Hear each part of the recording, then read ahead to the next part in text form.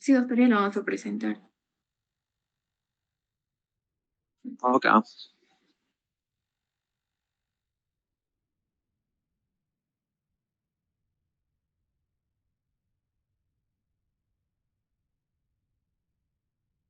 Sí, por favor, Juan Diego, ayúdame.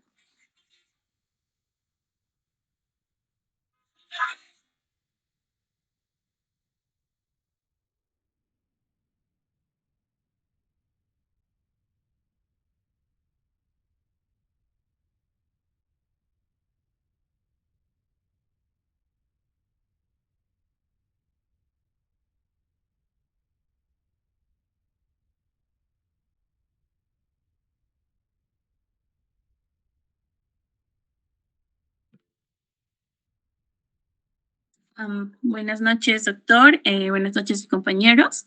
El grupo de rotación va a presentar el tema de traumatismo vertebromedular. Siguiente, por favor. Los siguientes temas a tocar van a ser el concepto, la epidemiología y su etiología, la fisiopatología, también la anatomía, su clasificación, la clínica, el diagnóstico y también el tratamiento. Siguiente. El concepto. ¿Qué es un tratamiento, qué es un traumatismo vertebral o raquimedular? Pues ese traumatismo raquimedular va a implicar lo que son todas las lesiones traumáticas que dañan estructuras como huesos, ligamentos, incluso músculos y cartílagos. También estructuras vasculares, ¿no? A cualquier nivel de lo que es la médula espinal. Estas mayormente se van a asociar a lo que son politraumatismos y algunos pacientes, especialmente aquellos que presentan alteración de la conciencia, el diagnóstico precoz es difícil, por lo que se debe tener en cuenta una alta sospecha clínica en estos casos. Siguiente, por favor. Etiológicamente, pues básicamente esto se da por accidentes de tránsito en la mayoría de los casos, por deportes, caídas o por accidentes por inmersión. Siguiente. Epidemiológicamente, pues se estima una incidencia entre más o menos entre 20 a 30 casos por año por cada millón de habitantes, siendo los varones de edades entre 25 a 35 años el tramo más afectado, ¿no? La edad más afectada de estos pacientes. Y en los Estados Unidos, pues la incidencia de este traumatismo medular va a ser mucho mayor que en otros países. Por ejemplo, en el 2010 se detectó, bueno, los casos que alrededor de 40 por año por cada millón de habitantes, donde las causas más frecuentes fueron los accidentes automovilísticos, las caídas, violencia, accidentes deportivos y, bueno, en otros casos un 14%. ¿No? Siguiente, por favor. Vamos a hablar de su fisiopatología. Pues la fisiopatología de este traumatismo, lo vamos a dividir en dos, ¿no? Va a haber un daño primario y va a haber un daño secundario.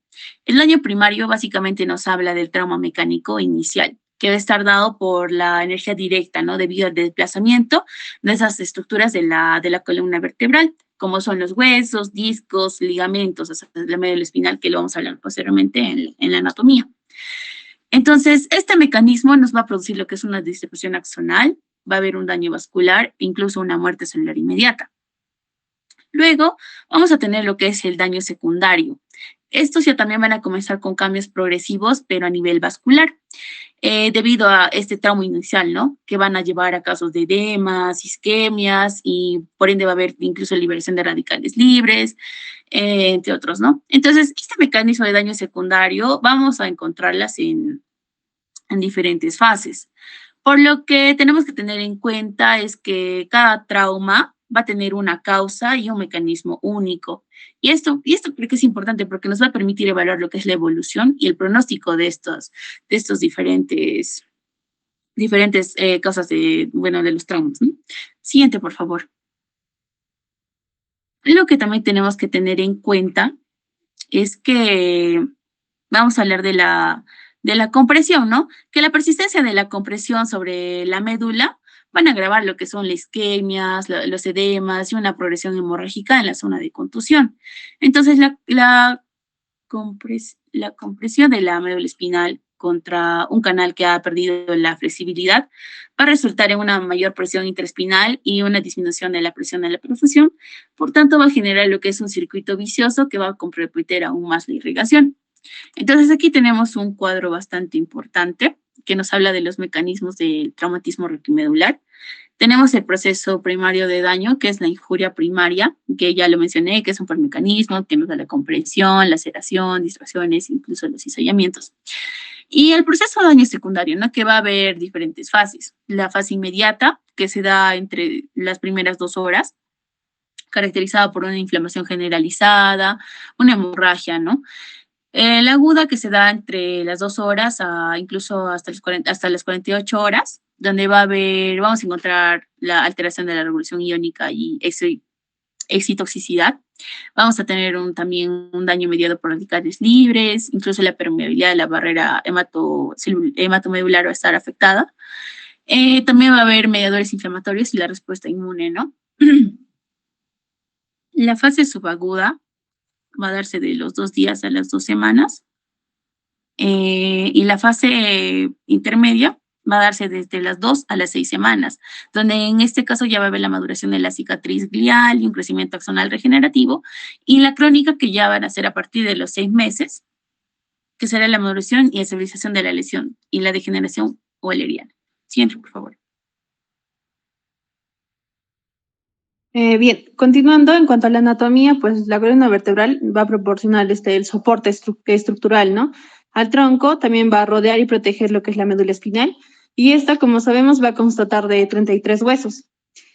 Vamos a tener a 7 vértebras cervicales, 12 vértebras torácicas, 5 vértebras lumbares, 5 vértebras sacras que van a estar fusionadas y 5 coxígeas. Siguiente, por favor.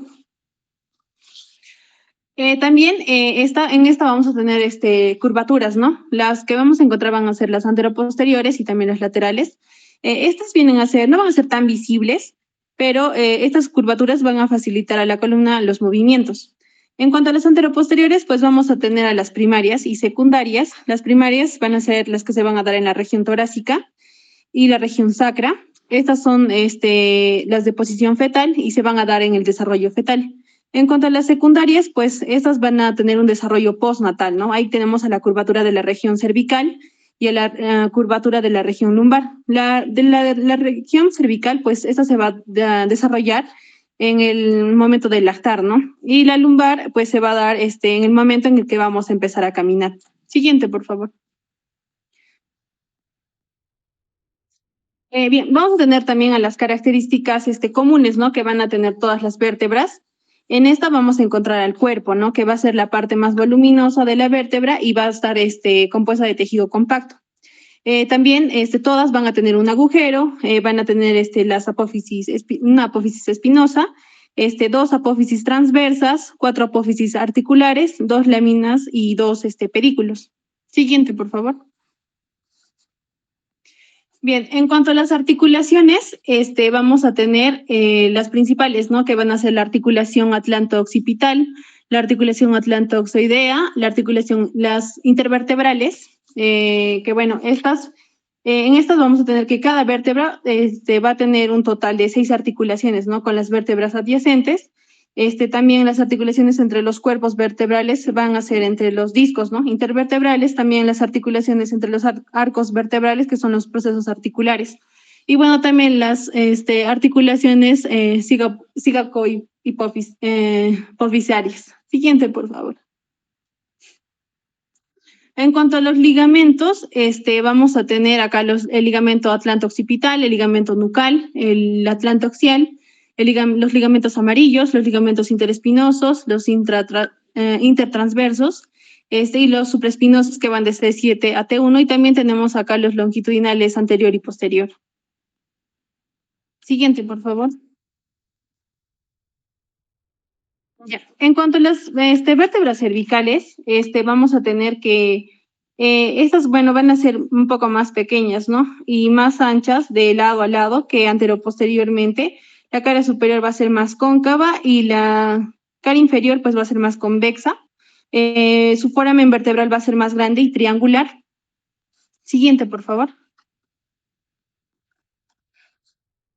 En cuanto a las vértebras cervicales, no, siguiente. Ay, no, ya, estoy intentando escribir. En cuanto a las vértebras torácicas, yo también, bueno, estas van a tener un cuerpo en forma de corazón, ¿no? Van a tener una o dos carillas articulares para la cabeza de la costilla. Su foramen va a ser el foramen vertebral que va a tener va a ser más circular y va a ser más pequeño que la región lumbar, ¿no? Y su apófisis transversa ya también va a ser más larga y fuerte, ¿no? Que se va a extender posterolateralmente. Siguiente, por favor. En cuanto a las vértebras lumbares, bueno, estas van a ser, su característica esencial va a ser que van a ser más anchas, ¿no? Y fuertes, ya que van a tener la función de soporte. Tienen una forma de un segmento de cilindro, ¿no? Aplanado, de adelante hacia atrás, va a ser convexo por delante y cóncavo por atrás. Y en sus caras superior e inferior se van a insertar los discos intervertebrales. Siguiente, por favor. Bueno, vamos a tener atrás, Chasquito, por favor. Ya. En cuanto a la vértebra cervical del atlas, bueno, esta es una vértebra importante. Vamos a tener que esta es una vértebra incompleta, ¿no? Se va a unir al hueso occipital, va a dar paso al tallo cerebral a través del agujero magnum. Va a estar constituida por dos masas laterales que van a estar unidas por los dos arcos, ¿no? Como podemos ver en la imagen. Y bueno, todas estas partes se van a circunscribir en el agujero occipital. Y bueno, la apófisis espinosa va a estar representada por el tubérculo posterior. Siguiente, por favor. En cuanto al axis, pues esta ya también va a presentar una eminencia, ¿no? Denominada lo que es la apófisis odontoides. También la apófisis espinosa va a ser ya también más ancha en esta y la apófisis transversas ya también van a ser más cortas, ¿no? Esa es una de sus características también. Siguiente, por favor.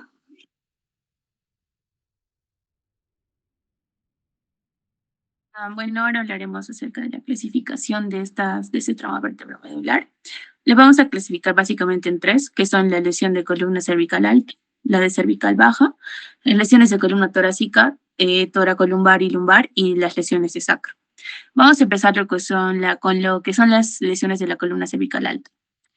Las lesiones de la unión cráneo-cervical van a ser comunes y van a poner en riesgo la vida del paciente porque esta región va a estar en relación con estructuras neurovasculares vitales. Dentro de estas fracturas, lesiones de la columna cervical alta, vamos a encontrar diferentes tipos, como la fractura de cóndilo occipital, las fracturas de atlas, la luxación y la subluxación atlantoaxial, la fractura de odontoides y la espondilolistesis traumática del axis. Y hablaremos cada una de ellas, ¿no? Siguiente, por favor. Empezamos con las fracturas de cóndilo occipital. Las fracturas de cóndilo occipital van a ser divididas en tres tipos, de acuerdo a la clasificación de Anderson y Montesano. Vamos a tener el tipo 1, que son las fracturas por impacto como consecuencia de cargas axiales. Es cominuta y va a ser estable debido a la integridad de la membrana tectoria y también del ligamento alar contralateral. La de tipo 2 va a ocurrir por mecanismo de extensión exagerada del cráneo y más que todo se va a presentar un trazo de fractura oblicua que va a ser potencialmente inestable, ¿no? Y la fractura se extiende a la base del cráneo, más allá incluso del cóndilo occipital. Siguiente, por favor. La de tipo 3 se va a producir por una avulsión ligamentaria, va a ser el tipo más frecuente y va a ser una lesión inestable, ¿no? Y puede ser incluso componente de una separación cervicocraneal. Entonces, una fractura bilateral en la inserción de los ligamentos alares va a ser una lesión inestable y corresponde a una luxación cráneo-cervical. Y existe una mortalidad asociada a este tipo de lesión. Siguiente, por favor. Luego vamos a tener las fracturas de atlas, que van a constituir básicamente el 2 al 13% de las lesiones de la columna cervical. Va a estar acompañada de lo que es un déficit neurológico cuando hay una asociación con una fractura de odontoides o lesión de ligamentos alares o de ligamento transverso. Y van a estar frecuentemente asociados a lo que son accidentes de tránsito, ¿no?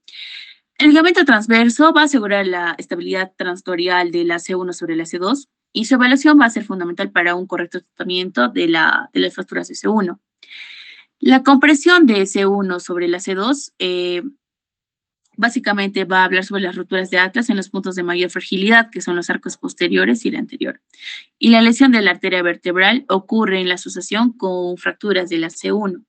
Podemos encontrar incluso síntomas, ¿no? Con mayor frecuencia, que son el nistagmo, el vértigo, puede haber desorientación, neuroplasia de nervios suboccipitales. Siguiente. Dentro de estas vamos a tener la fractura de Hartmann, que el mecanismo básicamente se va a dar por accidentes de tránsito, hiperextensión, incluso una compresión axial, ¿no? Entonces, esto separa el cuerpo vertebral de los elementos posteriores. La clínica va a estar acompañada de un déficit neurológico que no hace frecuente y un dolor cervical muy intenso. También tenemos la subluxación atlanto-occipital, que el mecanismo se da por traumatismos de alta energía y la clínica también va a cruzar con un déficit neurológico o incluso la mortalidad. Siguiente, por favor.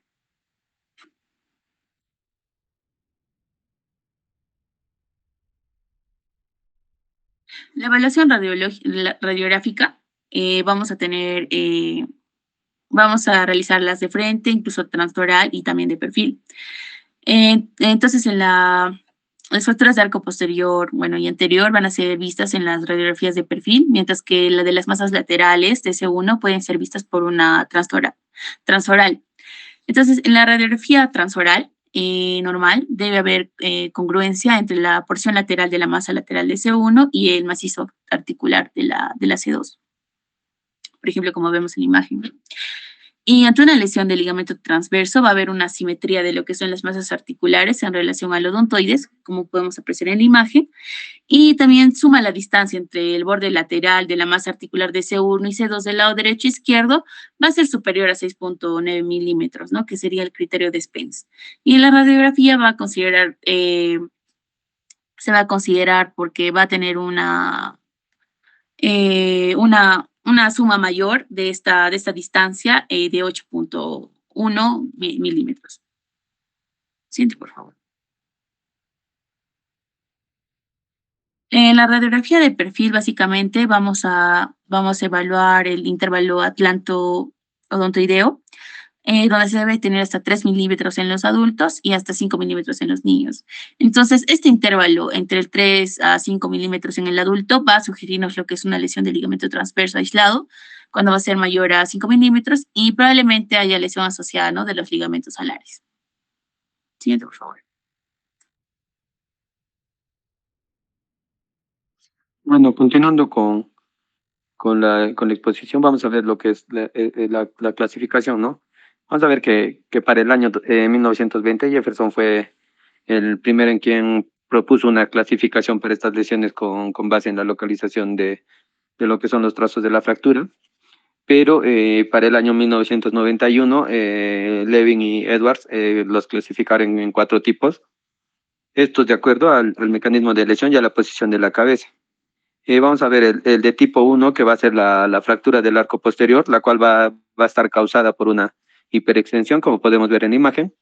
El de tipo 2 va a ser ya de una fractura de masa lateral, la cual va a estar causada por rotación o por inclinación lateral. Siguiente, por favor. En cuanto al tercer tipo que clasificaron, fue la fractura aislada del arco anterior, la cual está causada por una hiperextensión y a esta hiperextensión se le asocia un desvío mínimo. Y el tipo 4, que va a ser una fractura por estallido, la cual va a estar causada por una compresión axial. Siguiente, por favor. También se puede clasificar, ¿no?, en estables e inestables. Esto va a ser de acuerdo con la contención obtenida del ligamento transverso. Van a ser fracturas estables cuando las fracturas aisladas del arco posterior, del arco anterior o de la masa lateral no tengan asociación de lesión en el ligamento transverso. Y van a ser inestables cuando van a ser fracturas del arco anterior con un desvío posterior del atlas en relación a lo que es el odontoides y las lesiones por estallido.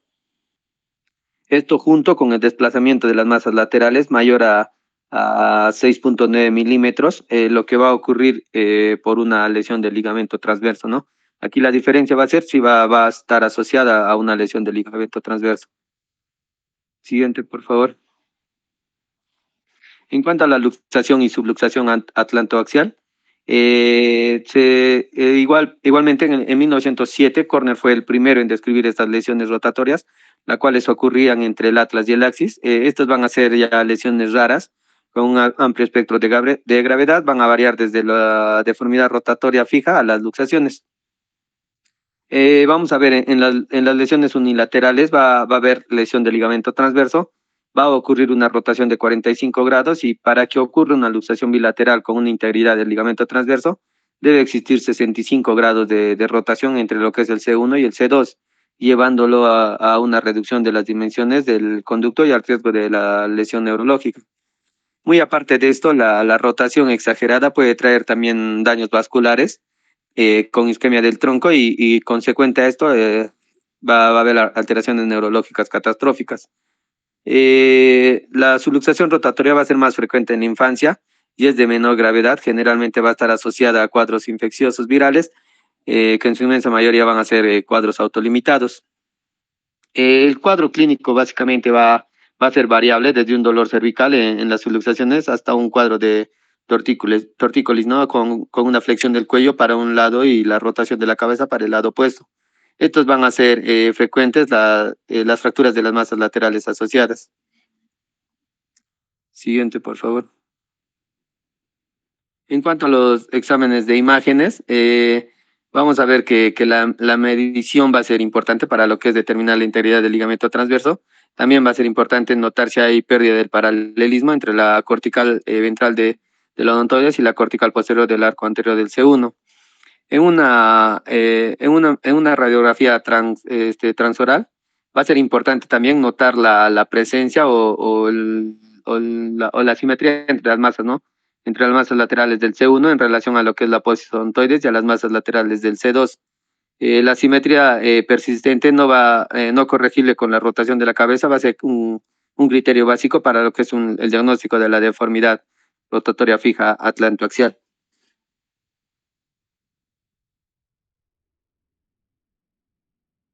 En cuanto a la tomografía computada o computarizada, va a ser fundamental para cuantificar la deformidad rotatoria y va a ser aún mejor cuando se realice de forma dinámica con una rotación de 15 grados para ambos lados.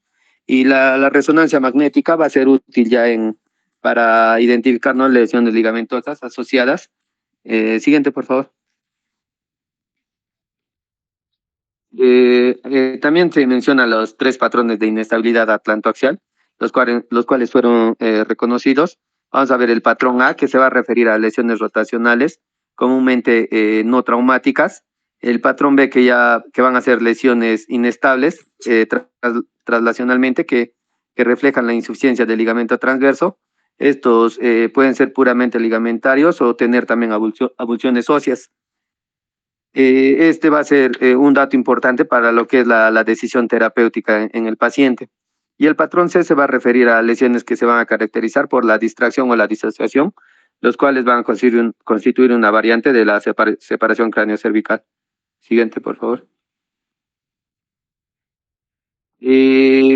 También hay otra clasificación, la cual se hace en 1977 por Fielding y Hounsky, quienes fueron los primeros en agrupar esas lesiones y utilizar el término deformidad rotatoria fija para clasificar, ¿no?, estos tipos. Eso también se clasificó en 4 tipos y más adelante también fue ampliada por Levin y Edwards a 5 tipos. Entonces vamos a ver el primer tipo, el tipo 1, que va a ser el más común y el benigno. Esto va a ocurrir generalmente en el 47% de los casos y va a haber una deformidad rotatoria fija y no va a haber desvío anterior. El de tipo 2 va a ser un desvío anterior, lo cual va a ocurrir con Yao y va a estar entre los 3 milímetros y los 5 milímetros. Vas a ver asociación con una lesión o insuficiencia del ligamento transverso y esto va a ocurrir aproximadamente en un 30% de los casos. Aquí va a haber una rotación, la rotación va a ocurrir por el desvío de una masa lateral que va a rodarnos sobre la articulación contralateral inter. Siguiente, por favor. En cuanto al tipo 3, vamos a ver que el deslizamiento anterior va a ser mayor a 5 milímetros, a diferencia del otro que era entre 3 y 5 milímetros. Va a haber, bueno, esto ocurre en pacientes con lesiones del ligamento transverso y de los estabilizadores secundarios y va a presentar un desvío anterior de ambas masas laterales. Y el tipo 4 va a haber un desplazamiento posterior poco frecuente y va a estar asociado más a un proceso odontoideo deficiente. Siguiente, por favor. Bien, continuando, vamos a tener lo que son las fracturas de odontoides. Estas vienen a ser, se va a presentar una proporción del 9 al 15%, ¿no? De fracturas cervicales en la población adulta. Se ha visto que en los ancianos son consecuencias, ¿no? De un traumatismo de baja energía por caídas de propia altura, ¿no? Y en la población más joven, pues la fractura de odontoides es el resultado de un traumatismo de mayor energía, ¿no? Como los accidentes automovilísticos. Esto también está asociado al movimiento de flexo-extensión exagerado, ¿no? Vamos a ver que las radiografías simples, pues vamos a observar lo que son las incidencias de frente, de perfil y la transoral. Y bueno, se va a evaluar, ¿no? La movilidad de los fragmentos. En cuanto a una tomografía computarizada, pues vamos a ver informaciones importantes, ¿no? Sobre las características de la fractura, y en cuanto a una resonancia, pues se va a evaluar lo que es la médula o la presencia de una lesión ligamentaria. Siguiente, por favor. Vamos a tener tipos. En cuanto al tipo 1, pues estas fracturas van a estar cerca de la punta de odontoides, ¿no? Donde va a ocurrir por arriba del ligamento transverso, y generalmente ocurren por una abulsión ligamentaria por el ligamento apical o alar, y van a ser lesiones infrecuentes y aisladas, y poseen una estabilidad considerable, ¿no? Pueden estar también presentes y asociadas a luxaciones craneocervicales, que son lesiones altamente inestables. En cuanto al tipo 2, pues estas fracturas van a ocurrir entre el ligamento transverso y el cuerpo. Ese es el tipo más común y van a ser relativamente inestables. Ocurren en una región de menor vascularización y van a estar asociadas a un mayor riesgo de pseudoartrosis. Siguiente, por favor. En cuanto a la de tipo 3, pues van a presentar un trazo de fractura que se va a extender en el cuerpo de C2, es más estable que el de las fracturas de tipo 2, ¿no? La zona de la fractura tiene un buen aporte sanguíneo, por lo que la tasa de consolidación va a ser más alta. Siguiente, por favor. Bien, en cuanto a la espondilolistesis traumática del axis, pues esta viene a ser el segundo tipo más frecuente de fracturas de C2 en un 38%, siendo un tipo más común, ¿no? De lesión fatal. A pesar del patrón radiográfico parecido, se va a observar también diferencias, ¿no? En relación a cuanto al mecanismo de trauma, a la lesión de tejidos blandos, al pronóstico y las características clínicas que podamos encontrar. También la lesión típica que se va a dar va a ser por ahorcamiento, que se va a producir, además de una fractura pedicular bilateral, también la ruptura completa del disco y de los ligamentos entre C2 y C3. Y también, bueno, la fractura pedicular va a aumentar el diámetro del conducto, y de esta forma las lesiones neurológicas son raramente encontradas, ¿no? En las personas que lo padecen. Siguiente, por favor. Bueno, en eso también vamos a tener tipos. En cuanto a la de tipo 1, pues van a ser fracturas sin desvío angular y son y con traslación no mayor a 3 milímetros. El disco entre C2 y C3 no va a ser normal y va a estar estable. En cuanto a la de tipo 2, pues van a ser fracturas con desvío tanto angular como traslacional. Ahí vamos a tener el disco C2 y C3, ¿no? Que va a estar sano. Siguiente, por favor. En cuanto a la de tipo 2A, ya también estas fracturas van a ser de ángulo acentuado, con poca o ninguna traslación.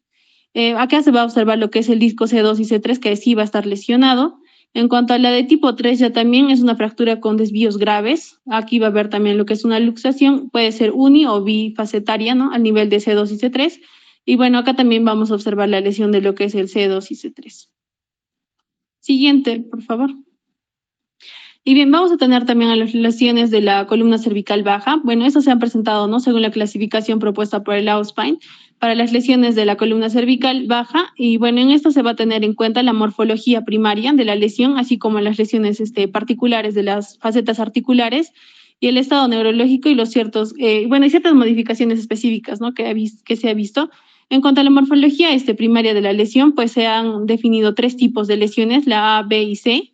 En eso se ha incorporado, ¿no? Además, una clasificación de lesiones de las facetas articulares, que a nivel cervical bajo suelen ser de suma importancia, ¿no? Para comprender la morfología precisa de la lesión. En cuanto a las lesiones de tipo A, habitualmente estas se van a presentar con una disminución de altura del cuerpo, eso se va a dar en la columna anterior, ¿no? Y las estructuras ligamentarias posteriores que van a estar intactas. Siguiente, por favor. Y bueno, dentro de lo que son las lesiones de subtipo A, continuando, estos se clasifican básicamente lo que son en 4, en 5. La AO hace referencia a que son lesiones mínimas que no comprometen lo que es la estabilidad, ¿no? Son fracturas de la apófisis transversa a nivel de lo que son las láminas y de las apófisis espinosas, ¿no? Estos pueden entrar en este subtipo, ¿no? En aquellos pacientes que tienen una lesión medular central, pero sin fractura asociada. En la A1, estos son aquellas fracturas simples de lo que es el platillo de la vértebra. Esto a nivel de lo que es el muro posterior es indemne y no hay lesión de lo que son los ligamentos posteriores. En lo que es la A2, hay un trazo de fractura sagital o coronal que divide lo que es el cuerpo de la vértebra en dos. No hay una invasión a nivel de lo que es el conducto, ni lo que es, no hay tampoco lesión de lo que es el ligamento posterior. En la A3 hace referencia que se caracteriza por el estallido de uno de los platillos con fragmentos óseos dentro de lo que es el conducto vertebral. Puede tener una fractura por apertura de lo que es en tallo verde. No hay compromiso de lo que es la estabilidad de la banda de tensión y el compromiso neurológico es más frecuente, lo que es en lesiones A3, ¿no? En estas, a diferencia de las anteriores. En la A4 presenta un estallido de los dos platillos con fragmentos óseos dentro de lo que es el conducto vertebral. El arco posterior puede tener una fractura por apertura de tallo verde y no hay compromiso de lo que es la estabilidad de la banda de tensión. Cuanto mayor es el estallido de la vértebra, ¿no? Menor es la capacidad de la columna anterior para soportar la carga. Siguiente, por favor. Y haciendo dentro de lo que son las lesiones del tipo B, estas lesiones son causadas por un mecanismo primario, ¿no? De tracción, que puede ser anterior o posterior. Esto genera lo que es un fallo de la banda de tensión anterior o posterior y genera un compromiso frecuente neurológico, ¿no? Y puede ser mayor en la que las lesiones de tipo A, y estos se dividen en subtipos. Siguiente, por favor. La subtipo B1 hace referencia que hay una disrupción transósea, ¿no? De la banda de tensión posterior. Esta lesión ósea puede asociarse a una lesión discal y pueden combinarse con lesiones también de tipo A, del cuerpo de vertebral. En la de tipo B2 hace una referencia a que hay una disrupción ligamentaria de la banda de tensión posterior. La lesión ligamentaria puede asociarse a una lesión del cuerpo discal, ¿no? Estas lesiones pueden combinarse también igualmente con las lesiones de tipo A del cuerpo. Y la B3 se lesionan las estructuras óseas o ligamentarias anteriores. Esas estructuras posteriores pueden estar lesionadas, ¿no? Por una compresión, esto como un efecto de bisagra, pero sin desplazamiento, y son lesiones que representan cierta frecuencia, ¿no? Esto mayormente en pacientes que tengan espondilitis anquilosante. Siguiente, por favor. Y dentro de lo que son las lesiones de tipo C, estas lesiones son causadas por un mecanismo principal que es de rotación y traslación. Estos elementos, va a haber una lesión de lo que son los elementos anteriores y posteriores por esta rotación y traslación. Estas lesiones de todos los elementos anteriores y posteriores. Y esto aún sin desplazamiento, pero generan este tipo de lesiones. También se deben de considerar una lesión de tipo C cuando hay una asociación con lesiones de tipo A o B. Esto genera mayormente un compromiso neurológico, ¿no? Que es en principio mayor que en las lesiones anteriores, ¿no? Que eran las A y la B. Siguiente, por favor. En lo que son las lesiones en facetas, hace referencia a que considera distintos tipos de lesiones facetarias, ¿no? Se adjunta como un complemento del tipo de lesión principal. Si solo hay una lesión de las facetas, se debe colocar el nivel de lesión y luego el tipo de la lesión facetaria, ¿no? Dentro de estos subtipos encontramos la F, ¿no? La F1, la F2. La F1 hace referencia a que son fracturas no desplazadas de la faceta superior o de la faceta inferior, con un fragmento con una dimensión menor a 1 centímetro, ¿no? Esto en un 40% de lo que es la masa lateral. Y en las subtipo F2 tienen una fractura facetaria, pero con desplazamiento o va a haber cierta inestabilidad potencial, ¿no? De la faceta superior o inferior. Acá va a haber fragmentos mayores a 1 centímetro, con una frecuencia de un 40%, ¿no? Que abarca lo que es la masa lateral vertebral. Siguiente, por favor. Y dentro de lo que son las F3, son fracturas, pero de la masa lateral. Esta masa lateral va a ser flotante. Va a haber una lesión a nivel de lo que es el pedículo y la lámina, y esto genera lo que es una inestabilidad superior y también por debajo de lo que es la lesión. Y en las F4 esto genera lo que es una lesión ligamentaria, ¿no? Una ligamentaria o capsular, ¿no? Que genera lo que es una separación de las superficies articulares de las facetas, esto en una subluxación en el extremo inferior de la faceta, así como que se coloca sobre el extremo superior de la faceta superior, ¿no? De la vértebra caudal. En la luxación, el extremo inferior de la faceta de la vértebra cefálica se coloca por delante de esa faceta superior, ¿no? Y la BL es una modificación, ¿no? Que indica que la lesión es bilateral, pero se da al mismo nivel. Siguiente, por favor. Y dentro de lo que son los modificadores específicos, en el M1 hay un complejo ligamentario posterior lesionado, ¿no? Pero acá hay una disrupción completa. En la M2 va a haber una hernia, ¿no? De este disco con una manifestación clínica en el paciente. En el M3 hay una patología anquilosante, ¿no? También puede haber una enfermedad metabólica asociada. Y en el M4 va a haber anormalidades de lo que es la arteria vertebral. Y dentro de lo que son la frecuencia y las nomenclaturas, pues la de mayor frecuencia hace referencia a lo que es en el B2, en 12.8, seguido por lo que es el A4 en 11.8 y la 1 en 5.7, ¿no? Siguiente, por favor. Bien, continuando con la exposición, tenemos ahora la clasificación del Spinal Trauma Study Group, la cual consiste en un sistema de puntos que tiene en cuenta tanto la morfología de la lesión, que va en una escala de 0 a 4, por ejemplo, es una normalidad, que corresponde al puntaje de 0, hasta la que contiene rotación o traslación, por ejemplo, que corresponde al puntaje 4. Ahora, también incluye las lesiones discoligamentarias, que va en una escala de 0 a 2, siendo este intacto, indeterminado o lesionado.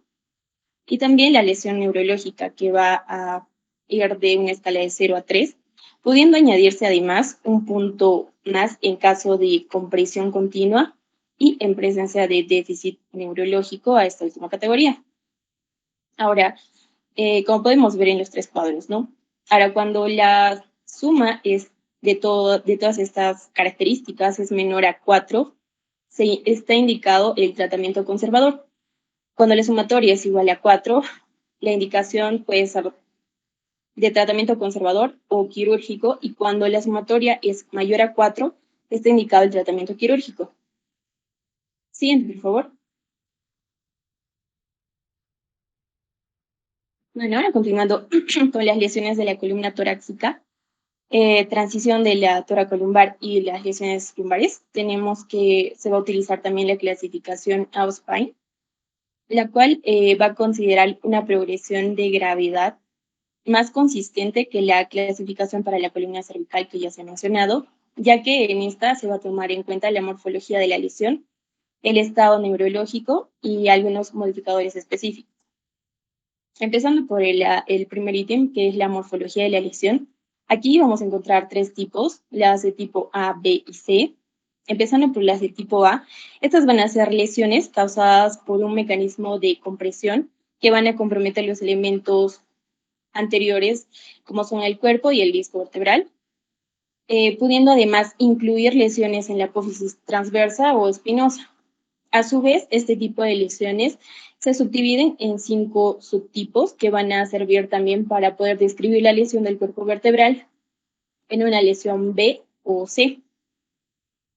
Por ejemplo, aquí tenemos el primer cuadro, el subtipo A0, el cual va a estar constituido por una lesión menor de una apófisis espinosa o de la apófisis transversa, que no tiene relevancia clínica y no va a presentar inestabilidad ni alteración neurológica. Siguiente, por favor. En cuanto a al subtipo A1, tenemos que esta se va a caracterizar por el compromiso simple de un platillo con integridad del muro posterior y de los elementos posteriores, como podemos ver en la imagen izquierda superior.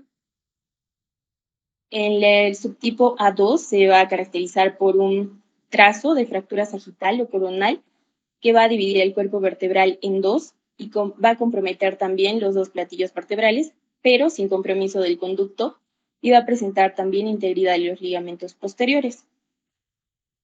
como podemos ver en la imagen superior derecha. En cuanto al subtipo A3, bueno, aquí va a tener como característica el estallido de uno de los platillos vertebrales con fragmentos dentro del conducto vertebral, sin compromiso ligamentario posterior ni traslación. Además, el arco posterior puede presentar una lesión en su pared interna, ya sea por apertura o por efecto del estallido del mismo cuerpo vertebral. La distancia entre los pedículos vertebrales se va a encontrar aumentada. En cuanto al subtipo A4, tenemos que se va a caracterizar por el estallido de los dos platillos con fragmentos dentro del conducto vertebral. El arco posterior puede tener además una fractura por apertura o entallo verde, sin compromiso de la banda de tensión ni traslación. Ahora, cuanto mayor es el estallido de la vértebra, menor es la capacidad de la columna anterior para soportar la carga. Ahora, cabe recalcar que las lesiones más severas dentro de este tipo se encuentran en los subtipos 3 y 4 ya mencionados, ya que estos van a estar acompañados de cuadros neurológicos. Siguiente, por favor. En cuanto a las lesiones del tipo B, van a ser causadas por el mecanismo de tracción, produciendo una falla en la banda de tensión, que puede ser anterior o posterior, sin evidencia de traslación o potencial traslación. Ahora, este tipo de lesiones se pueden combinar con las lesiones de tipo A en el cuerpo vertebral y se dividen en 3 subtipos. Ahora, cabe recalcar que la probabilidad de presentar un compromiso neurológico en las lesiones de tipo B va a ser mucho mayor en comparación a las lesiones de tipo A. Bueno, aquí tenemos el subtipo B1, el cual va a consistir en la tracción posterior que va a causar una lesión de la banda de tensión también posterior a través del hueso. Bueno, esta va a ser una lesión monosegmentaria transósea y la lesión pasa por los pedículos y puede extenderse a los tejidos blandos posteriores hasta, a través del istmo o continuar a través de la apófisis espinosa, como podemos ver en la imagen inferior izquierda. En cuanto al subtipo B2, tenemos que la tracción va a ser posterior, causando una lesión de la banda de tensión, fundamentalmente a través de los ligamentos sin o con compromiso óseo, y la lesión también se puede combinar con algún tipo de fractura de tipo A, sobre todo en el cuerpo vertebral. Siguiente, por favor. En cuanto al subtipo B3, tenemos que la tracción va a ser anterior, va a estar también causando una lesión de la banda de tensión anterior, que puede ser a través del disco o del cuerpo. Ahora, las estructuras posteriores van a estar conservadas, por lo cual no debe haber un desplazamiento.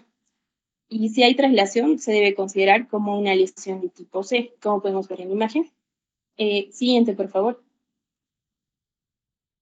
En cuanto a las lesiones de tipo C, bueno, estas van a estar causadas por rotación o traslación, ocasionando lesiones de elementos anteriores y posteriores. Habitualmente se van a acompañar de desplazamientos con traslación, pero también se pueden presentar como lesiones de todas las estructuras de unión, aún sin desplazamiento aparente. Ahora, este tipo de lesiones se pueden combinar con lesiones de tipo A, tanto en el cuerpo vertebral, o las de tipo B en las estructuras posteriores. Es importante resaltar aquí que estas lesiones de tipo C tienen una probabilidad de presentar compromiso neurológico mayor que las lesiones de tipo A y las de tipo B. Siguiente, por favor. Ya, en cuanto al estado neurológico del paciente, tenemos acá una clasificación que va a constar de 6 categorías, la cual va a empezar con la N0, el estado neurológico, con la categoría 0, que va a ser intacto. La categoría 1 va a considerar un cuadro transitorio de corta duración.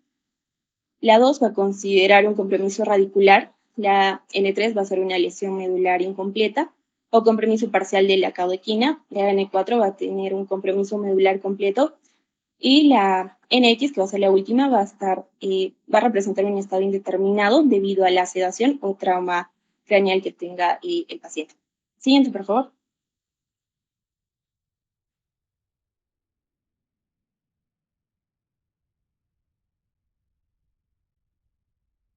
Bueno, como ya hemos visto en sí el estado neurológico del paciente, ahora vamos a revisar lo que son los modificadores específicos, que en estos modificadores específicos se van a corresponder con ciertas situaciones especiales que se deben tener en cuenta, debido a que pueden existir y pueden modificar tanto la evolución y también como el posible manejo y tratamiento de los pacientes. Se pone M1 en aquellas lesiones en las cuales el compromiso de la banda de tensión va a ser indeterminado, sea sin o con una resonancia magnética, y se va a considerar M2 cuando haya pacientes con comorbilidades que pueden afectar sobre la evolución de la lesión. Hablando ahora de lo que es la frecuencia de las lesiones y la nomenclatura, vamos a ver que la frecuencia de los distintos tipos de las lesiones traumáticas de lo que es la columna cervical baja. Por ejemplo, en el tipo A0, lo que es la fractura sin lesión o proceso, va a ser el 44%, o mejor dicho, el 3%. Se hizo en sí un estudio o se revisó la historia de 110 casos, en donde se dieron los siguientes resultados, ¿no? La fractura o el tipo A0 representa el 3%, A1, que es en cuña o impactación, es del 11%, A2, que es el tipo ruptura o de pinza, va a ser el 7%, el A3, que es la explosión incompleta, es el 12%, y el A4 con una explosión completa es del 19%. Ahora, en las lesiones tipo B, que son lesiones de la banda de tensión, la B1 representa el 8%, que es la disrupción transósea posterior. La B2, siendo la disrupción ligamentaria posterior, representa el 11%. Y la B3, que es la disrupción ligamentaria anterior, se da en aproximadamente el 5%. Y por último, en las lesiones del tipo C, que son lesiones de traslación, se vio que se dio en el 22% de los casos. En cuanto a la nomenclatura, cómo vamos a nosotros nominar estas lesiones, primero tenemos que saber que la lesión debe clasificarse aclarando tanto el nivel y el tipo de lesión principal, es decir, si va a ser una lesión tipo A, B o C. Y las lesiones secundarias y de las facetas se van a colocar entre paréntesis. Ahora, las lesiones B2, B3 y C van a ocurrir en el segmento móvil y se van a denominar de acuerdo al nivel de lesión. Las lesiones A y las lesiones tipo B1 se van a denominar de acuerdo a la vértebra afectada. Ahora, ¿qué pasa cuando nosotros tenemos múltiples lesiones? Nivel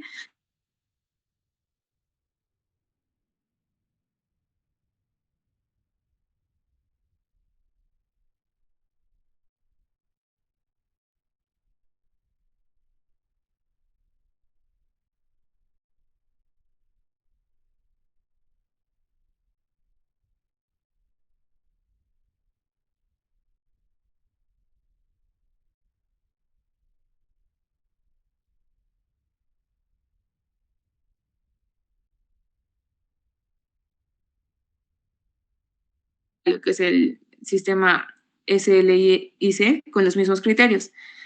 Vamos a ver, por ejemplo, aquí la morfología de la lesión, vamos a ver la complejidad o la situación del complejo disco ligamentario y el estado neurológico. Entonces, en cuanto a la descripción, o bueno, la morfología, que es lo primero que se va a valorar, vamos a ver si es una compresión simple, se le va a dar un puntaje de 1, si es una compresión con una angulación lateral mayor a 15 grados, un punto, y si es una compresión con estallido, un punto. Ahora, si es una traslación rotacional, bueno, hay traslación o rotación, se va a considerar 3 puntos, y si hay una distracción, se va a poner 4 puntos. Ahora, el segundo punto a evaluar va a ser el complejo ligamentario posterior lesionado en tracción, en rotación o en traslación. Si este está intacto, este ligamento se coloca 0 puntos. Si está con sospecha o indeterminado, 2 puntos. Y si ya vemos que está lesionado, 3 puntos.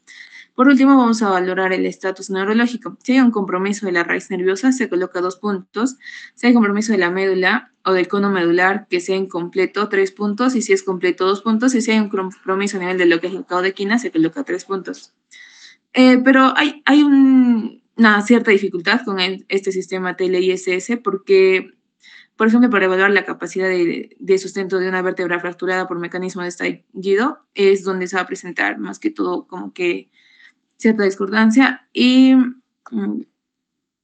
ahora, hablemos ahora de lo que son las lesiones de sacro, en donde generalmente la gran mayoría de las fracturas de sacro van a ser para tratamiento conservador, no son necesariamente quirúrgicos, y se pueden encontrar 2 tipos de lesiones de sacro. Tenemos las fracturas causadas por insuficiencia, que son raramente estas causan déficit neurológico y generalmente se van a dar en pacientes con osteoporosis, ¿no? Entonces el tratamiento, como les dije, va a ser conservador y eventualmente puede ser tratado por una sacroplastia. Ahora, el otro tipo de las lesiones del sacro van a ser las fracturas causadas por mecanismo de trauma de gran energía, que estas pueden ser potencialmente inestables y pueden estar asociadas con lesiones radiculares y alteraciones de lo que es el control de esfínteres. Ya, ahora, en cuanto, por ejemplo, al uso de imágenes, vamos a ver que la radiología se nos puede hacer como que de una difícil interpretación, y lo que nos va a ayudar más va a ser la tomografía computada, tanto en cortes axiales como en una reconstrucción 2D, en donde nos va a ayudar a ver, ¿no? A interpretar el sitio de lesión. Entonces, según estas imágenes, vamos a tener una clasificación que se va a basar en la morfología, es decir, en las lesiones verticales y también o en las lesiones horizontales y en la región anatómica lesionada. Tenemos la zona 1, que va a ser lateral, por fuera de los forámenes sacros, como se ve en la imagen. La zona 2, que va a ser transforaminal a través de los forámenes sacros, y la zona 3, que va a ser medial por dentro de lo que son los forámenes, ¿no? Como se ven en estas líneas, es decir, va a ser intracanal, y estas lesiones van a estar asociadas con una gran incidencia de lesión neurológica y alteración de lo que es el control de esfínteres. Hablando ahora de lo que son las fracturas de columna torácica, vamos a ver que generalmente son a consecuencia de traumatismo de alta energía, y las vértebras que van a estar más afectadas van a ser entre lo que son la T11 y L1 con un porcentaje del 52%, entre L1 y L5 representa el 32% y T1 y T10 representan el 16%. Generalmente estas fracturas van a comprometer desde el cuerpo vertebral hasta la unidad vertebral funcional, y va a estar formada por dos vértebras adyacentes y el disco intervertebral, así como también va a afectar lo que es las articulaciones, ligamentos y estructuras óseas de la misma vértebra toracolumbar. En la fractura de la región toracolumbar, lo que también nos importa va a ser la clasificación de la triple columna de Denis, en donde va a dividirlo en tres columnas, ¿no? Tenemos a la columna anterior, la columna posterior y la columna media. La columna anterior va a ir desde la parte anterior de lo que son el anillo fibroso, el ligamento longitudinal anterior y la pared anterior del cuerpo vertebral. La columna posterior, como vemos en este tercer gráfico, va a comprometer estructuras osteoligamentarias situadas posteriormente a lo que es el ligamento longitudinal posterior. No va a incluir lo que es el arco vertebral y el ligamento supraespinoso, interespinoso, capsular y el ligamento amarillo. Ahora, la columna media, o que es conocida como la tercera columna de Denis, va a comprometer desde lo que es la mitad posterior del anillo fibroso, como vemos desde aquí, más el ligamento longitudinal posterior a nivel de esa altura y la pared posterior de lo que es el cuerpo vertebral, ¿no? Por último, las fracturas de apófisis espinosas, como se señala en esta imagen, generalmente van a ser a nivel de lo que es la vértebra C7, y el mecanismo va a ser por un arrancamiento de apófisis espinosa, por traumatismo directo o por una contractura violenta a nivel del trapecio. En la hora de lo que es la clínica y el diagnóstico, vamos a hacer un breve resumen de lo que son los síndromes medulares que ya hemos tocado antes o que hemos revisado en clases anteriores. Por ejemplo, tenemos al síndrome de sección medular completa. ¿Por qué no estos síndromes? Porque una cosa de la presencia de estos síndromes van a ser también los traumatismos, ¿no? Entonces, hablando de lo que es el síndrome de sección medular completa, nosotros en resumen vamos a encontrar una parálisis flácida o anestesia completa, va a haber alteraciones vegetativas, los reflejos osteotendinosos van a estar abolidos por debajo del nivel de la lesión, se puede presentar un shock neurogénico con hipotensión, bradicardia y vasodilatación periférica y un déficit medular completo. Ahora, en el síndrome de hemisección medular vamos a encontrar una parálisis espástica ipsilateral, una pérdida de la propiocepción ipsilateral y va a haber una pérdida de la sensibilidad dolorosa y térmica contralateral. En el síndrome medular anterior, nosotros encontramos una parálisis motora completa, una tetraplegia o paraplegia con disfunción vesical e intestinal, pérdida de sensibilidad dolorosa y térmica por debajo de la lesión, y en este caso se va a preservar lo que es la sensibilidad propioceptiva, ¿no? En el síndrome centromedular, que en sí, aquí vamos a tener un trastorno motor más acentuado en las extremidades superiores que en las extremidades inferiores. Va a haber retención urinaria, va a haber trastornos sensitivos que se van a correlacionar con lo que es la gravedad de la lesión. Y como ya sabemos, aquí lo que es característico es la disociación termoalgésica, ¿no? Pero va a haber una preservación de lo que es la sensibilidad táctil. El síndrome medular posterior, en este caso vamos a encontrar pérdida de lo que es la sensibilidad profunda, la sensibilidad proprioceptiva también va a estar alterada, va a haber arreflexia rotuliana y aquilea y el dolor va a ser lancinante a nivel de lo que son las piernas y puede haber incontinencia urinaria en estos casos. Cuando nosotros encontramos un síndrome de cono medular, vamos a encontrar una lesión a nivel del cono, ¿no? Es decir, entre T12 y L1 y de las raíces nerviosas lumbares dentro del canal neural. En este caso podemos encontrar parálisis de vejiga, parálisis de intestino y también de miembros inferiores. Y puede haber un cuadro mixto de lo que son clínicas de motoneurona primera y, bueno, la primera y la segunda motoneurona, ¿no? Y por último, el síndrome de cola de caballo. Generalmente son lesiones de las raíces lumbosacras por debajo del cono medular y la clínica va a ser similar a la anterior.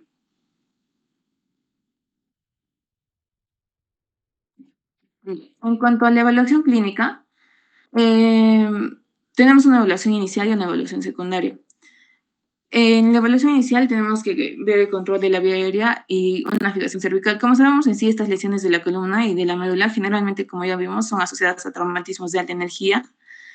Pero, por ejemplo, si se ven personas mayores, tenemos que sospechar de que puede haber alguna enfermedad de base, ¿no? Por ejemplo, una osteoporosis, y que en estos casos el trauma no va a ser tan impactante como en un paciente mucho más joven. Entonces, la valoración inicial se va a hacer en la escena del accidente, donde vamos a utilizar la secuencia habitual de la ABCDE. Tenemos que hacer una protección de la columna, que es un punto importante, pero no va a ser tan importante como el manejo de la vía aérea, el control de la hemorragia y otros cuidados críticos.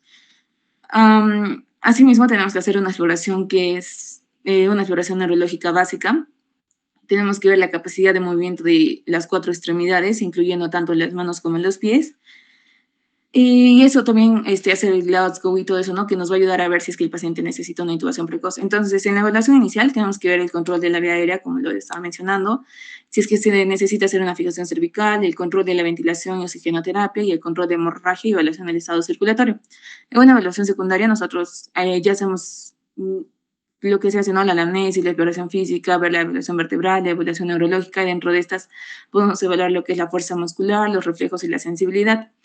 Ahora, en este cuadro es de suma importancia porque nos habla de signos de sospecha de una lesión medular en un paciente que ha sufrido un trauma, ¿no? Que nosotros le podemos constatar. Entonces, los signos de sospecha van a ser la debilidad o parálisis de extremidades, alteraciones de lo que es la sensibilidad tanto en tronco o en extremidades, la dificultad de emisión del lenguaje, una respiración abdominal, que haya hipotensión o bradicardia paradójica, una posición en flexión de codos, dolor o deformidad a nivel de lo que es la columna, parestesias o sensación de descarga eléctrica y también priapismo y ausencia de dolor en presencia de lesiones previsiblemente que son dolorosas, ¿no?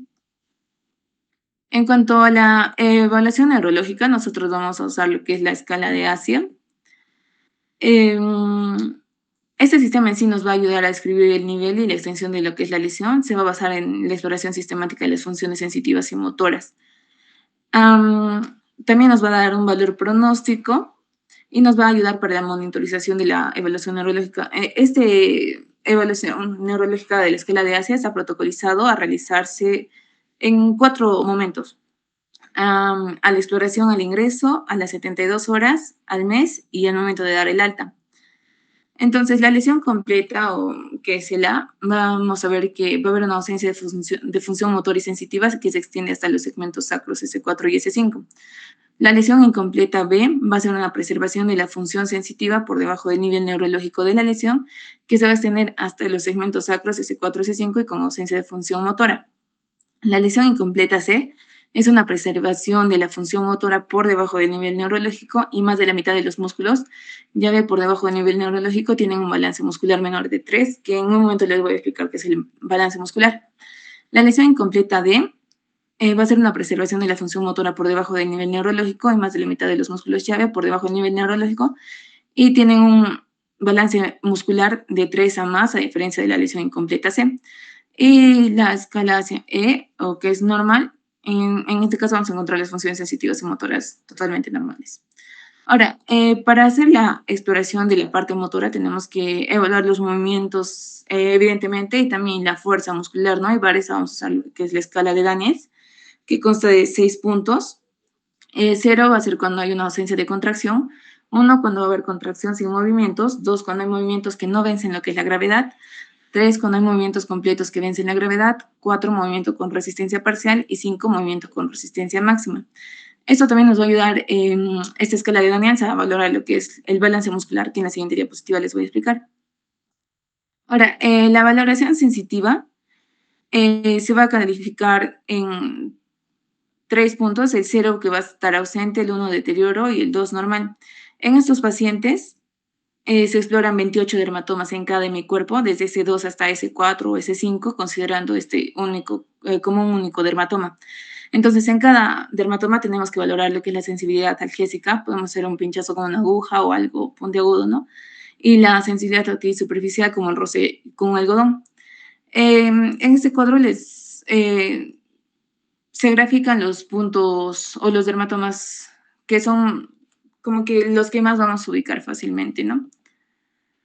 Ahora, en la valoración del balance muscular, se utiliza lo que es la escala MRC, pero esta va a estar asociada a lo que es la escala de Daniels, ya que con esta vamos a como que denominarlo, ¿no? Ya sea una fuerza de 1/5 o 0/5, pero en sí esta escala MRC nos va a indicar los movimientos que se deben valorar tanto en el miembro superior, aquí es en el miembro inferior.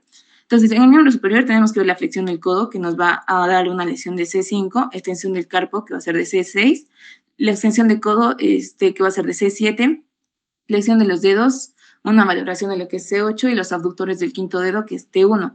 Y a nivel del miembro inferior, vamos a ver la flexión de cadera, va a ser de L2, la extensión de rodilla L3, la dorsiflexión de tobillo L4, la extensión del primer dedo L5 y la flexión plantar de tobillo S1. Ahora, ¿qué pasa en aquellos pacientes que nosotros los encontramos en estado de coma? ¿Cómo es que hacemos la valoración clínica? El examen en sí neurológico estandarizado para el paciente con una lesión traumática medular va a depender, como hemos visto, tanto de la parte motora como de la parte sensitiva, ¿no? La fuerza y los dermatomas. Pero en aquellos pacientes que tienen una alteración, por ejemplo, del nivel de conciencia después del trauma, ya se considera como factor predictor de una lesión medular de alto porcentaje, en el alto porcentaje de los casos, ¿no? Generalmente en la mayoría de los casos. Es por ende que todo paciente con trauma significativo y alteraciones de la conciencia debe ser considerado como trauma con lesión medular hasta que se pruebe lo contrario. Ahora, entonces, ¿qué nos hace pensar de que hay una lesión medular en un paciente inconsciente, un paciente que no responde, ¿no? Entonces, como ya vimos una respiración abdominal, que hay una asimetría del reflejo cutáneo abdominal, priapismo, ausencia de reflejo cutáneo anal y un déficit focal evidenciado por asimetrías de movimiento y ausencia de reflejos de estiramiento muscular. Como sabemos ya que en el manejo se va a tocar, en sí la columna cervical en todos los pacientes tiene que ser, bueno, en todos los pacientes inconscientes debe ser inmovilizada hasta que se pueda hacer unas radiografías de control o algún examen imagenológico. Y el reflejo bulbocavernoso va a ser un reflejo normal que, estimulado por la compresión de lo que es el glande, produce contracción del esfínter anal. Este en sí ha sido usado como un indicador de lesión incompleta, pero en sí su presencia no va a indicar siempre de que haya un buen pronóstico de recuperación.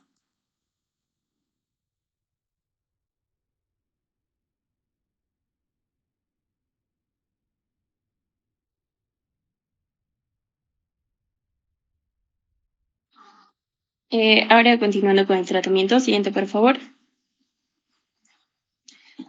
Bueno, en cuanto al tratamiento, tenemos que destacar que es necesario recalcar que, por ejemplo, dentro del tratamiento médico se van a distinguir tanto los agentes neuroprotectores como los neuroregenerativos. Los agentes neuroprotectores van a actuar en el proceso de la lesión secundaria, disminuyendo el grado de daño nervioso. En cambio, la terapia neuroregenerativa va a permitir el recrecimiento neuronal a través de diversos mecanismos.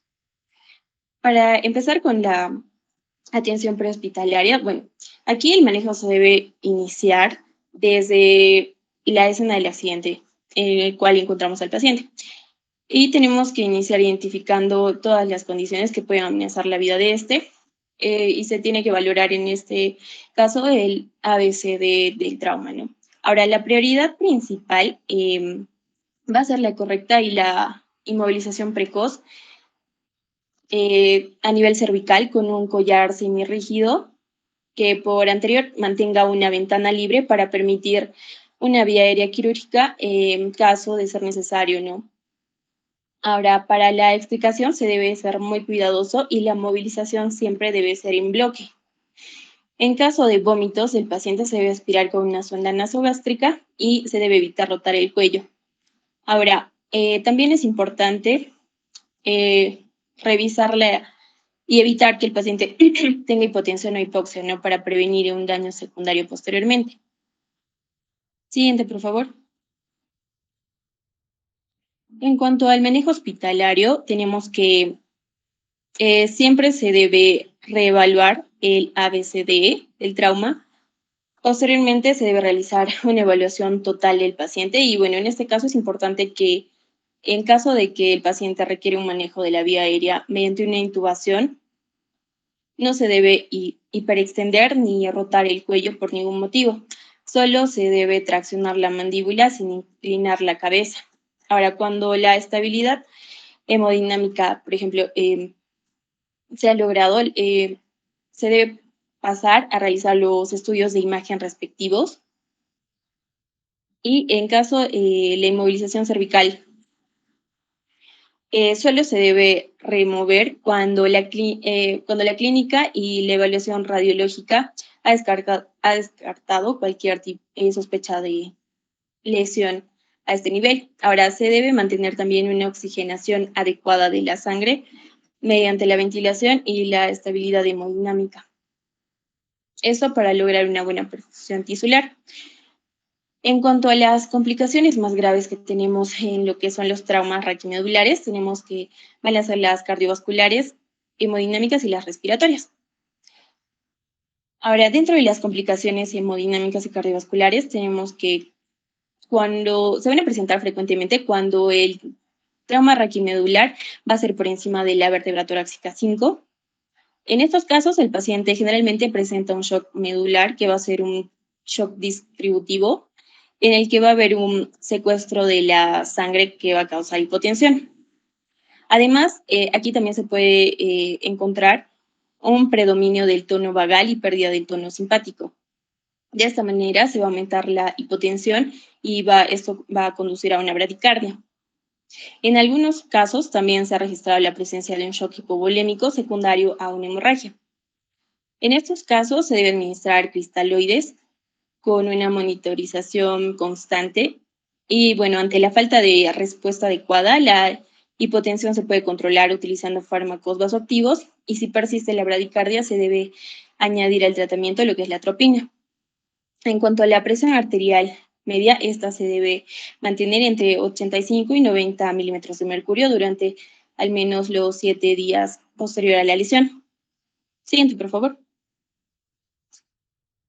En cuanto a las complicaciones respiratorias, bueno, tenemos que la principal va a ser la parálisis de los músculos respiratorios, que van a depender del nivel de la lesión de la médula espinal. Ahora, la incidencia es mayor en las lesiones de la columna cervical, pero también se han hallado en las lesiones torácicas. Ahora, otras complicaciones frecuentes son el edema pulmonar cardiogénico y no cardiogénico. Esto va a requerir una ecocardiografía para realizar el diagnóstico diferencial o descartar una embolia pulmonar secundaria a una trombosis venosa profunda, por ejemplo. Ahora, también se ha reportado que se tienen que utilizar los glucocorticoides, ya que se consideran agentes neuroprotectores, y de todos estos, la metilprednisolona es el único que ha demostrado producir mejoras neurológicas. Ahora, esto se debe al efecto que tiene, que es atenuando la peroxidación de lípidos de la membrana neuronal que interfieren con el proceso regenerativo. Ahora, por ello, la recomendación actual es que se administre a 30 miligramos por kilogramo de peso por vía endovenosa, seguido de una dosis de 5.4 miligramos por kilo de peso por hora, al menos durante las 23 horas posteriores. Ahora, se resalta también que este fármaco no se debe administrar a pacientes con un trauma raquimedular asociado a traumatismo encefalocraniano moderado o grave, ya que aquí se ha reportado que eleva la mortalidad de este tipo de pacientes.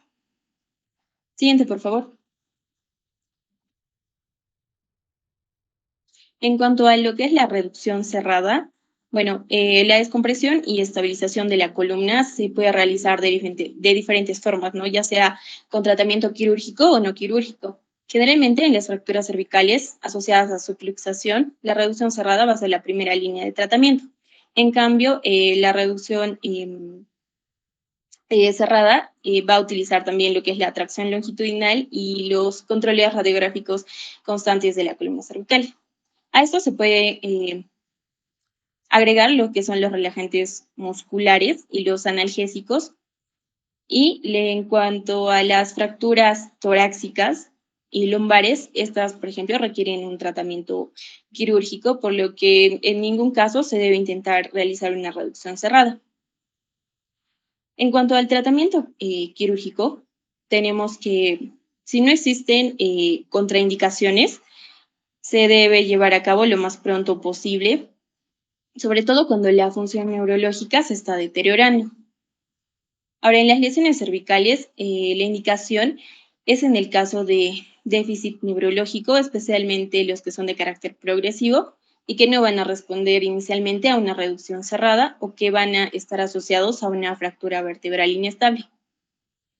En cambio, en las lesiones toracolumbares se deben evaluar antes de la toma de decisión la morfología de la lesión, la integridad del complejo ligamentoso posterior y el estado neurológico del paciente. Siguiente, por favor.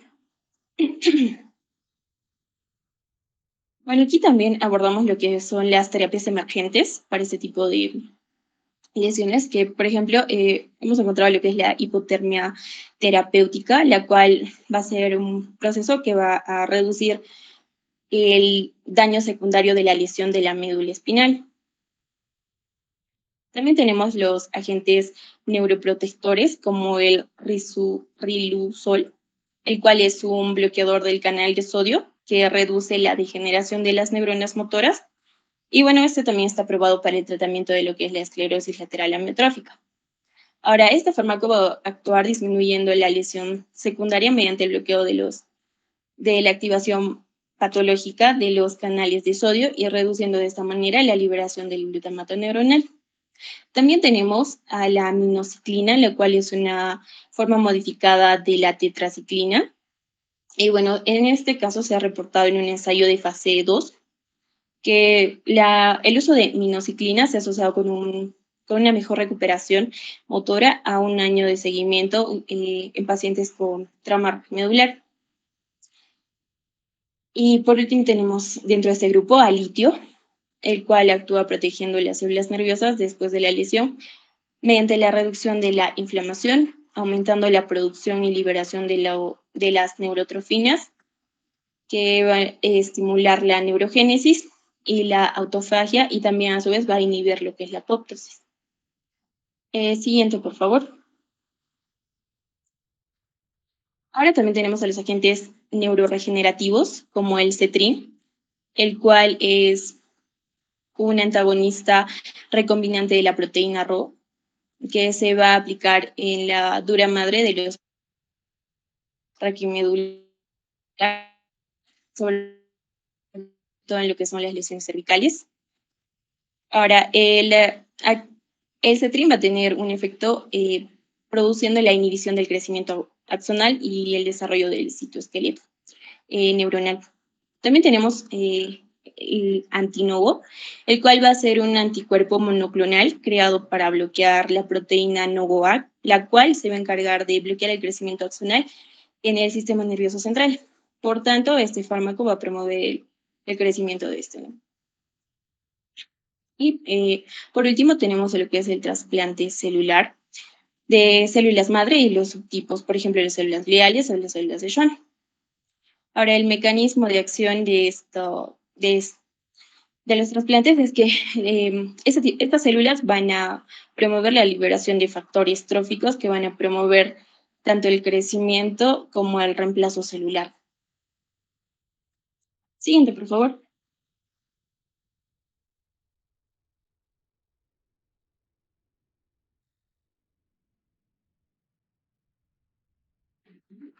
Bueno, continuando con lo que es el tratamiento definitivo para las fracturas, vamos a ver que los objetivos en sí de la terapéutica van a ser, ¿no? Corregir lo que es la alineación del raquis, proteger el tejido neural índemne y restablecer la función del tejido nervioso con daño reversible y lograr una estabilidad raquídea permanente.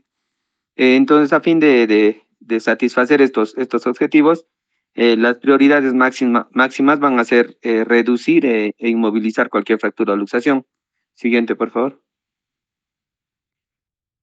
Eh, entonces, vamos a ver que a nivel de lo que es la columna cervical, eh, el alineamiento defectuoso de este raquis cervical casi siempre va a ser reducida mediante lo que es la tracción esquelética en posición neutral que puede aplicarse, ¿no? Con tenazas para cráneo o un aparato de corona ovalo. Ambos se van a fijar percutáneamente a través de la tabla externa del cráneo. En tanto, se va a conservar al paciente en posición supina e inmóvil. Y a continuación se le va a trasladar a una cama especial y se va a iniciar la tracción. Se le va a tomar radiografías laterales frecuentes para comprobar que se haya reducido y para evitar cualquier distensión excesiva que pueda lesionarle más la médula espinal. Una vez que se reduce la lesión del raquis, se va a conservar la tracción. Entonces, el periodo máximo de observación antes de actuar con cirugía no debe exceder de lo que son las 24 horas, ¿no? Y esta tracción esquelética debe ser inmediata. Siguiente, por favor. En este cuadro vamos a ver lo que es la tracción recomendada por niveles de lesión, ¿no? Podemos ver si cuando esté el nivel, o bueno, la lesión esté a nivel de la primera cervical, vamos a ver el peso mínimo que va a ser en kilogramos de 2.3 y el peso máximo de 4.5. Y así podemos ver las diferentes tracciones recomendadas, ¿no? Por nivel de lesión en esta columna cervical. Entonces, cada media hora se debe ir incrementando el peso con un control radiográfico hasta reducir la luxación y luego se le va a reducir el peso a la mitad. En los traumatismos del segmento posterior se va a indicar también una laminectomía posterior con una artrodesis posterior y una fijación con alambres. En los traumatismos en los cuales el componente anterior se va a lesionar, se va a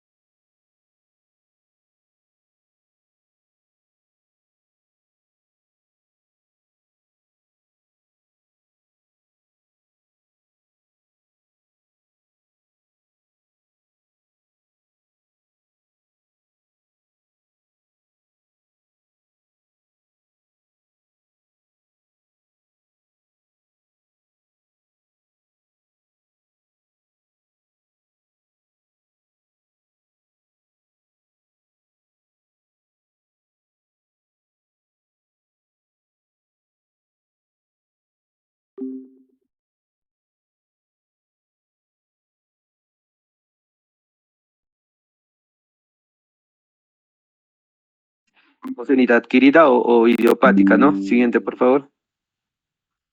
A nivel dorsal, el tratamiento quirúrgico, bueno, en las fracturas o luxaciones de lo que es la columna dorsal no se le va a realizar la tracción. Hay algunos autores que mencionan que encuentran que el reposo en cama con una hiperlordosis puede causarle incluso mayor daño medular, por lo que no recomiendan este tratamiento, por lo que se van a limitar más a mantener al paciente en decúbito dorsal. Entonces, al haber pruebas de una lesión neurológica, la conducta quirúrgica de exploración posterior se va a realizar a través de una laminectomía amplia y una resección del disco si es que habría un sentido.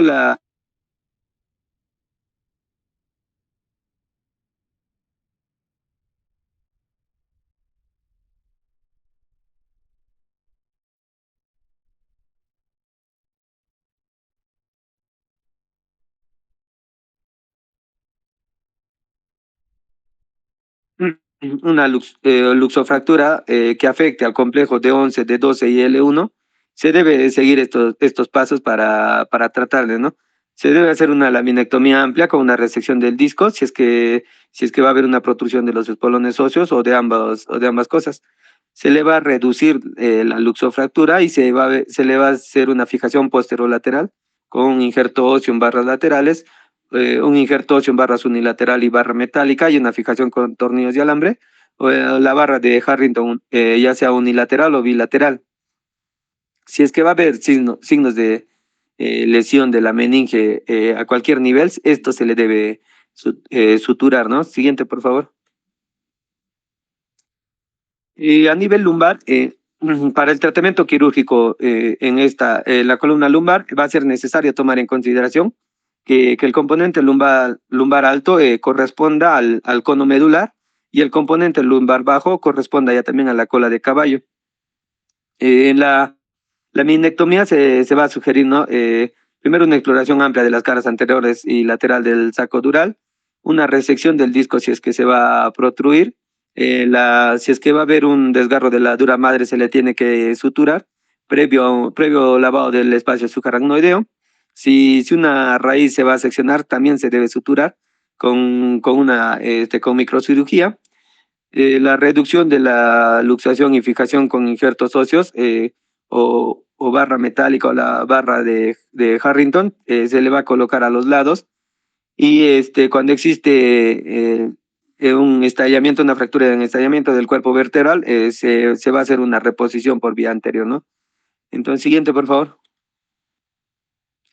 Entonces, todo este tratamiento quirúrgico en sí se puede resumir, ¿no? En estos puntos que se mencionan en estos cuadros.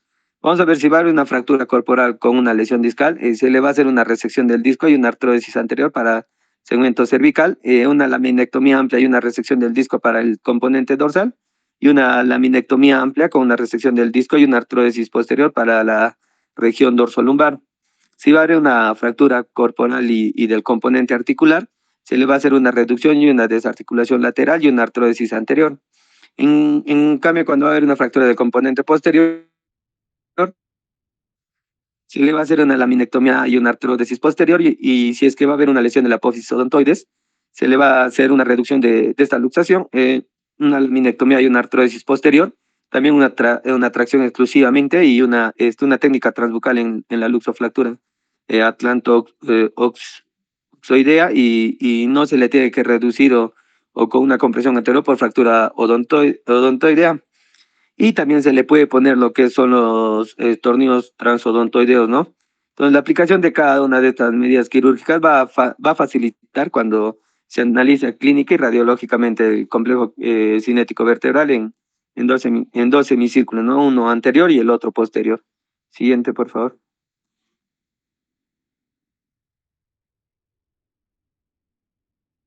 Eso es todo, doctor. Muchas gracias.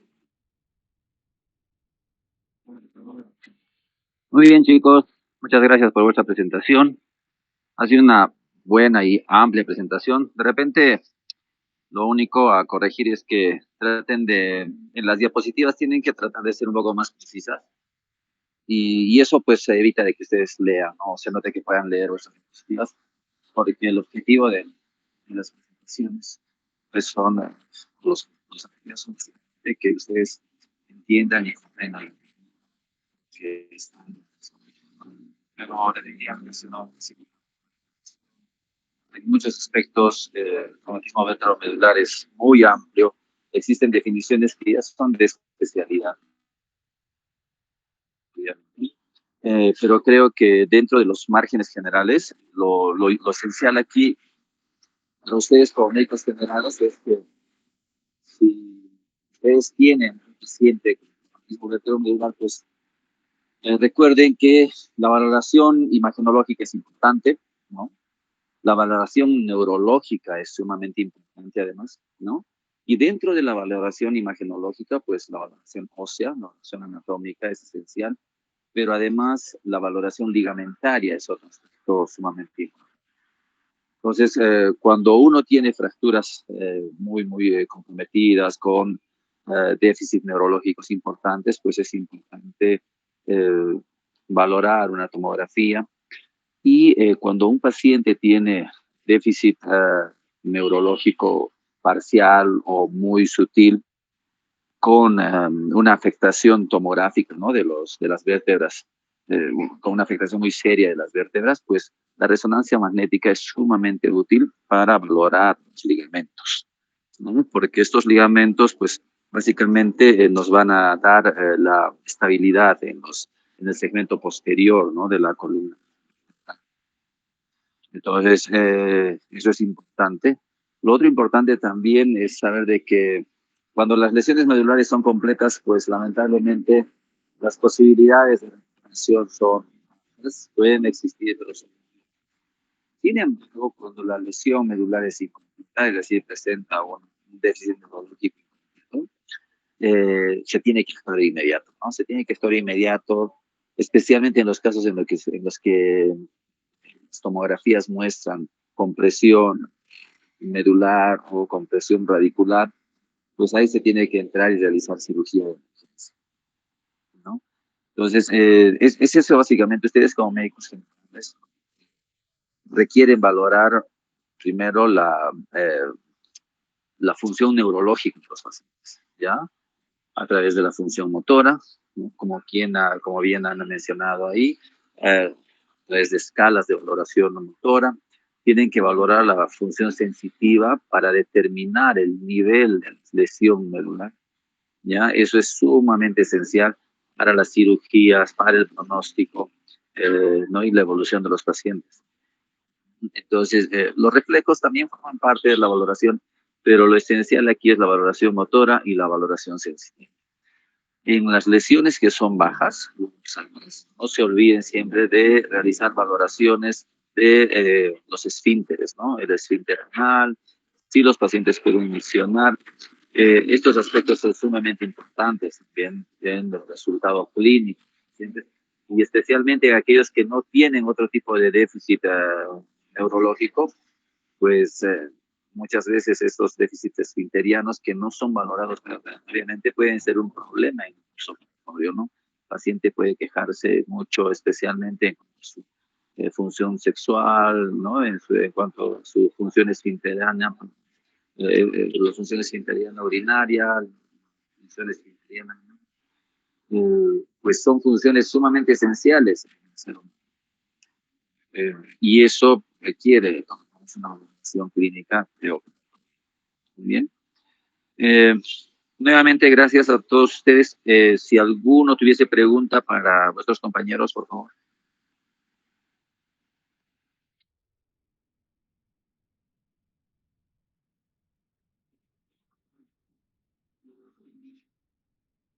O alguien que tenga alguna duda, algo que no haya quedado muy claro. Obviamente es un tema muy amplio.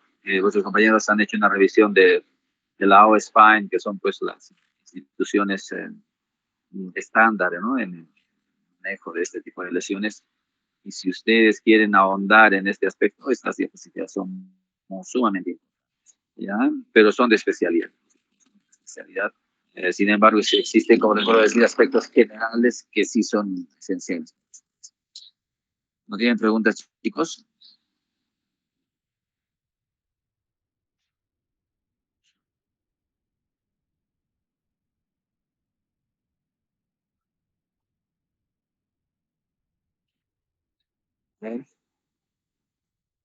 ¿Tienes? ¿No hay? ¿O tú quieres preguntar, Juan Diego? En representación de todos tus compañeros.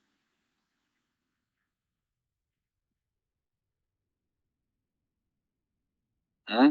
¿Que todo está claro o nada está claro?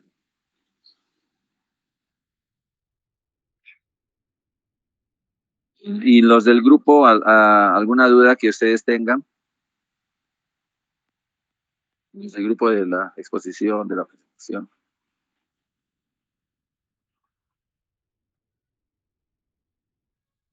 Bueno, Lisbeth dice no, no. Yo tengo una consulta para ustedes en cuanto a las innovaciones y en cuanto a pues, los manejos recientes, ¿no? Y al futuro del traumatismo vertebromedular. ¿Revisaron o leyeron algo sobre la estimulación espinal profunda?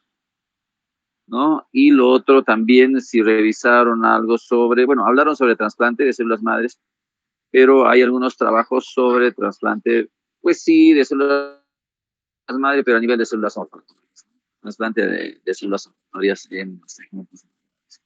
¿Qué podrían comentar acerca de la estimulación espinal profunda?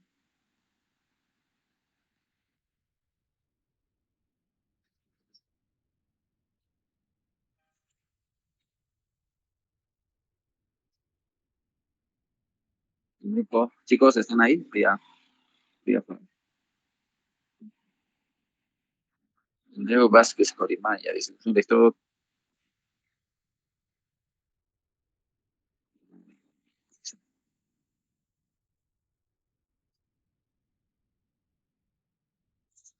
Dice Andreu dice, es un lector que estimula mediante electricidad las secciones que no responden. Puede ser. Sí, más o menos, más o menos.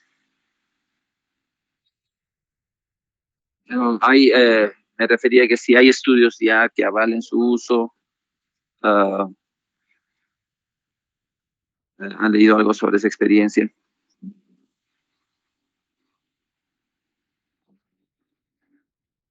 Este es un tema muy importante, ¿no? Y parece ser el futuro, en realidad, de la rehabilitación en los pacientes con lesiones medulares completas, pues aparentemente permite una interacción, estos electrodos permiten claro, permiten una especie de puente entre las secciones medulares que no están lesionadas y la médula que ya ha sido seccionada, porque en realidad la médula que ya ha sido seccionada no ha perdido funcionalidad o vitalidad, simplemente ha sido seccionada.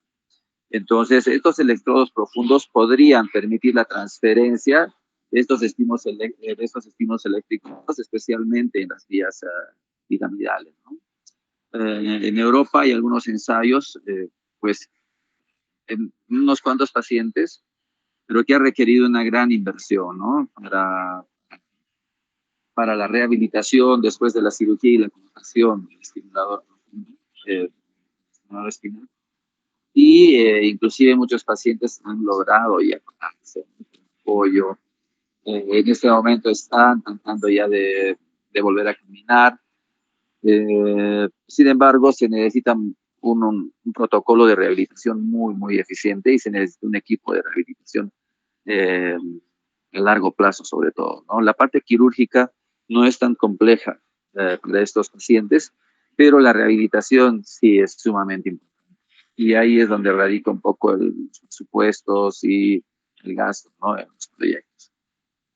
Sin embargo, probablemente esa sea hasta el momento la única vía para poder regenerar la función o para poder rehabilitar y restituir la función neurológica a un paciente con sección medular completa. Revísenlo, estimulación espinal profunda probablemente puede venir en el examen, ¿ya? Qué ensayos, qué tipo de resultados y cómo está funcionando. Existen videos en todas las plataformas sobre estimulación espinal profunda para rehabilitación de pacientes con paraplegia. Y eso, por ejemplo, es un aspecto que nosotros deberíamos de tomar en consideración aquí en Cusco o en Perú, porque tenemos muchísima yo creo que sería interesante realizar un proyecto con todas las dificultades, obviamente, por presupuesto y por el tiempo de duración, ¿no? Pero bueno, revisen sobre eso, por favor. ¿Alguien que quiera aportar? ¿Alguien que tenga alguna, alguna idea, algún concepto que no haya quedado claro?